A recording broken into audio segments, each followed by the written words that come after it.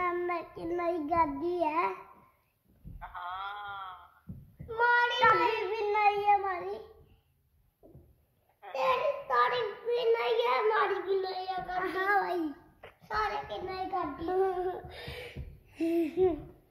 मैं तो पूरी तेरे बजा जाएंगे आपके तो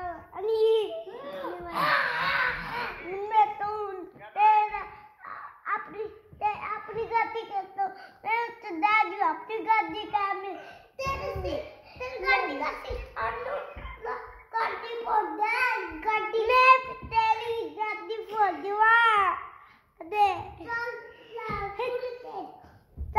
कंप्लेंट